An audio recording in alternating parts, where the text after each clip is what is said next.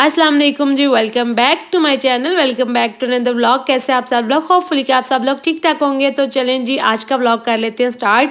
और आज जब मैं उठी ना, मुझे में इतनी एनर्जी आई, मैं खुद भी हैरान हूँ अभी देख देख के वीडियोस और काम अपने सोच सोच के। आज तो मैं वाकई टार्जन बनी हुई थी। मैंने उठते ही सबसे पहले तो अपना रूम सेट किया। और मुझे ऐसा लगता है कि जब हम लोग क्लीनिंग स्टार्ट करते हैं ना, तो अगर बेड सबसे पहले बन जाता है तो आधे से ज़्यादा जो क्लीनिंग है ना वो हो जाती है, क्योंकि बेड बनाने पर काफ़ी टाइम लग जाता है। अच्छा, जब आप बेडशीट बिछाते हैं तो कोशिश किया करें कि बेडशीट को मैट्रेस के नीचे दे दें। फिर ऊपर बच्चे जब खेलते हैं फलांगते हैं तो जल्दी जो बेडशीट है वो इकट्ठी नहीं होती। मेरा पूरा दिन तकरीबन निकल जाता है। फिर मैं रात को सोते वक्त दोबारा से इसको ठीक करती हूँ, क्योंकि मैंने मैट्रेस के नीचे दी होती है ना, तो इसलिए जल्दी इकट्ठी नहीं होती। तो बेड मेरा बन गया था। और आप मेरे कमरे का हाल देखें कि काफ़ी बुरा होता है जब मैं उठती हूँ, क्योंकि एक ही रूम होता है, उसी में ही हम सारे रहते हैं। 3 हमारी माशाल्लाह से बेटियाँ हैं और साथ 2 हम लोग भी हैं।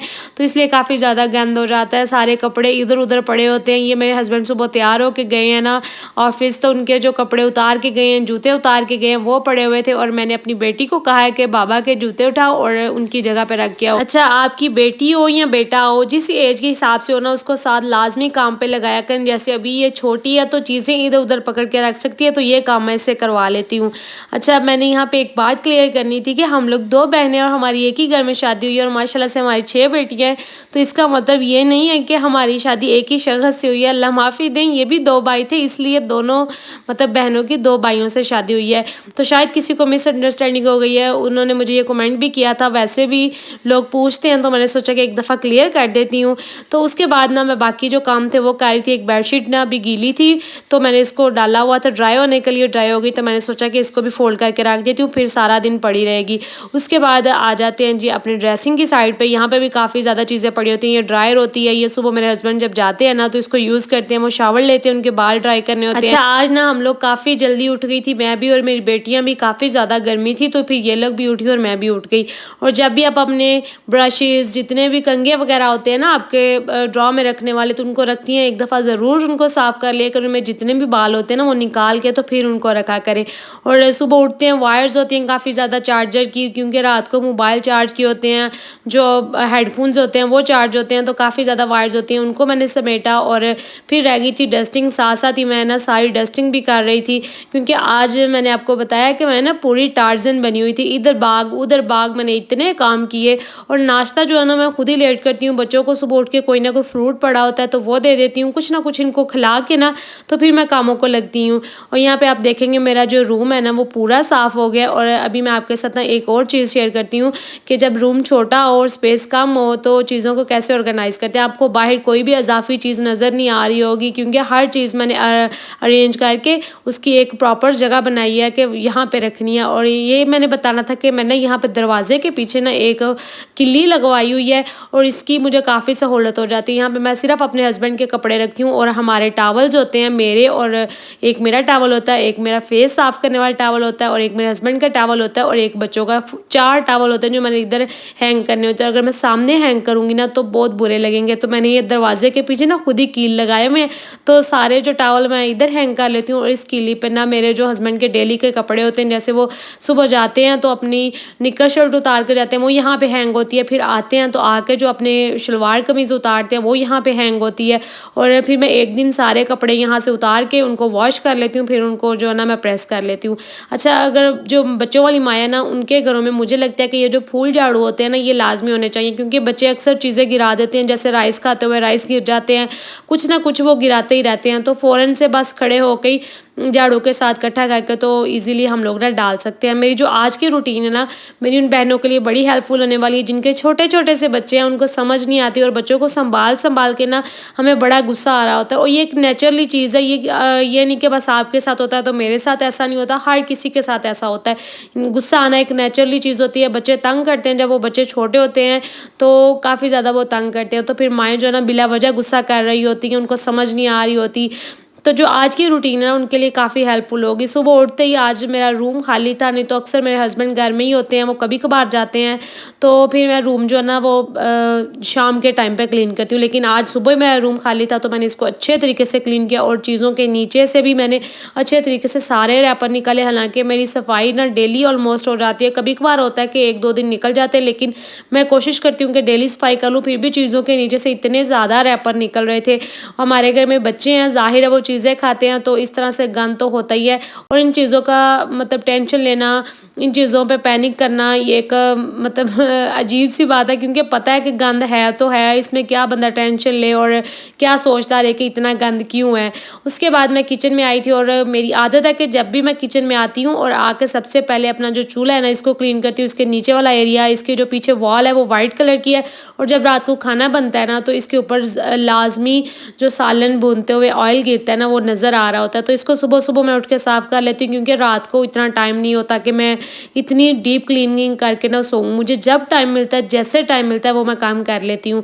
बस मैंने वो साफ़ कर लिया था एरिया। अभी मैं ना दोपहर का जो खाना है वो बनाने लगी थी, और दोपहर के खाने में रेड और येलो दाल बनाने लगी थी। इंतहाई आसानी तरीके से मैं ये दाल बनाती हूँ और इतनी मज़े की बनती है ना, मैं आपके साथ भी शेयर करती हूँ। यहाँ पे मैंने थोड़ी-थोड़ी सी 2 दालें ले ली थी, उसके अंदर मैंने छोटा-सा एक मीडियम प्याज़ जो होता है ना वो कट करके डाल दिया। रफली मैंने इसको कट किया था। साथ मैंने 3-4 जो जवे होते हैं ना लहसुन के बड़े वाले, वो मैंने कट करके डाल दिए। साथ मैंने एक हाफ टमाटर जो होता है वो ऐड कर दिया था। टमाटर मेरे पास बड़े साइज़ का था, इसलिए मैंने इसको हाफ ऐड किया। अच्छा, डेली बेसिस पे मेरे घर में जो भी बन रहा होता है ना वो मैं आपके साथ शेयर करती हूँ। फिर मैंने इसके अंदर थोड़ा-सा पानी ऐड किया, जितने में ये गल जाएगी, और थोड़ा-सा ना इसके अंदर शोरबा हो जाएगा।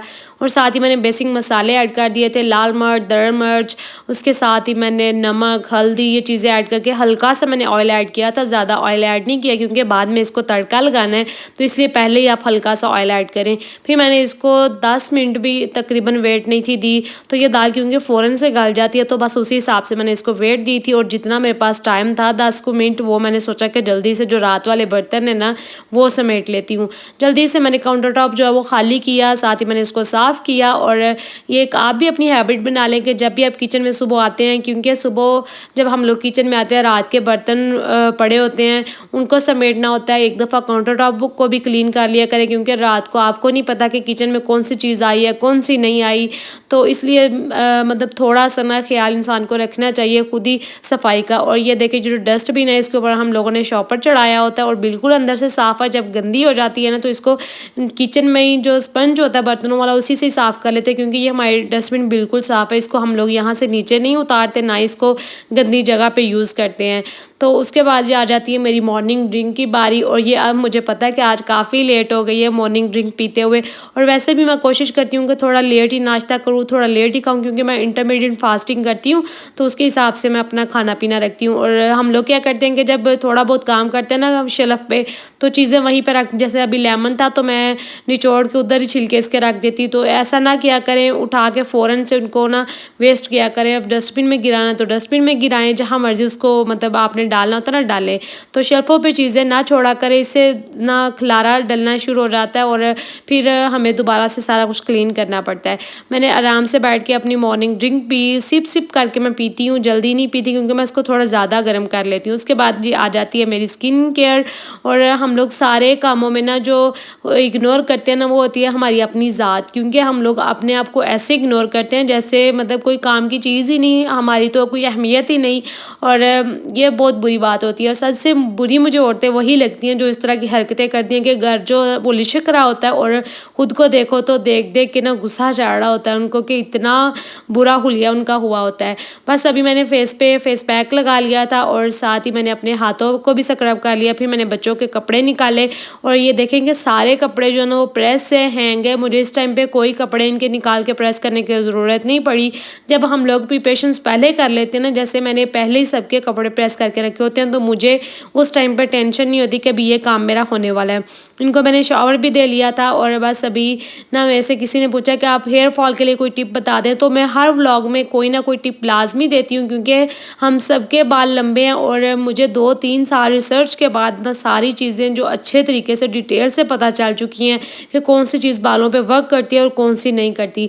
यहाँ पे इसके बाल हल्के से गीले थे, मैंने 1 से 2 ड्रॉप ऑयल के लिए कि ना आलमंड ऑयल के, तो वो इसके बालों में लगाए हैं। इससे जो बाल खुश्क होके ड्राई होके बम फटता है वो नहीं फटता और साथ आपके बालों में शाइन सी रहती है। और यहाँ पे बस इसके बाल अभी हल्के हल्के गीले थे, तो मैंने इसको खुला ही छोड़ दिया। सारे बच्चों को मैंने शावर दे दिया, तैयार कर दिया और अब ना खाने को फाइनल टच बस मैंने देना था। राइस भी बन चुके थे, दाल बन चुकी थी, बस उसको तड़का लगना था। और इसको मैंने ना लहसुन और सब्ज़ मिर्चों और थोड़ा सा मैंने डाल के ना ज़ीरा, उसका बस तड़का लगाया था। इस टाइम पे आप नमक मिर्च चेक कर सकते हैं कि जो भी चीज़ कम है ना वो आप इसके अंदर डाल लें। मेरी हर चीज़ पूरी थी तो मैंने कुछ भी ऐड नहीं किया, बस मैंने इसको सिंपली तड़का लगा दिया था। और ये इतनी मज़े की चटपटी सी दाल बनती है ना, मेरे हस्बैंड को भी इतनी पसंद आई थी। हालांकि उनको बहुत कम कोई चीज़ पसंद आती है, लेकिन ये दाल जो है ना वो बनती इतनी मज़े की है कि उनको ऑटोमेटिकली पसंद आती है। साथ मैंने उनको एक शामी फ्राई कर दी थी। और बस जी ये देखें, ये ना उनका दोपहर का खाना था। दोपहर की जो उनकी प्लेट है ना वो है, मैंने पिछले व्लॉग में भी बताया था कि मैं ऐसे प्लेटें भर भर के खाना नहीं खाती, क्योंकि मैं खाऊं तो मैं ना अपने साइज से डबल ट्रिपल हो जाऊं। मुझे वो हिसाब है कि देख के भी ना खाना लग जाता है। मैं अगर खाने को नज़र भर के देख भी लूँ ना तो मुझे ऐसा लगता है कि मैं ना मोटा होना शुरू हो जाती हूँ। होते हैं कईयों के जिस्म ऐसे होते हैं, बॉडी ऐसी होती है कि उनको खाना फ़ौरन से लग जाता है। अच्छा, इतने सारे कामों के बाद ये तकरीबन 3 बजे का टाइम था जब मैं खुद नाश्ता करने लगी थी, क्योंकि मैं खुद ही लेट नाश्ता करती हूँ। सुबह मैं कुछ भी नहीं खाती, तो इसके बाद रात को ना फिर काफ़ी लेट तक मेरा काम होता है। मैंने वीडियो एडिट करनी होती है, वॉइस ओवर करना होता है, तो मुझे ना 1 से 2 बज जाते हैं। तो उस टाइम तक फिर मैं कुछ ना कुछ खाती रहती हूँ। तो इसलिए मेरी कोशिश होती है कि जो दिन में ना थोड़ा लेट ही खाना स्टार्ट करूँ। अच्छा, जिनके एग्स होते हैं वो नीचे चिपक जाते हैं फ्राई करते हुए, तो इस तरीके से फ्राई करेंगे तो उनके एग कभी भी नहीं चिपकेंगे। और अगर जिनको कच्चे कच्चे एग पसंद है ना, तो उनकी जो योग है वो भी नहीं पकेगी और ना ही टूटेगी।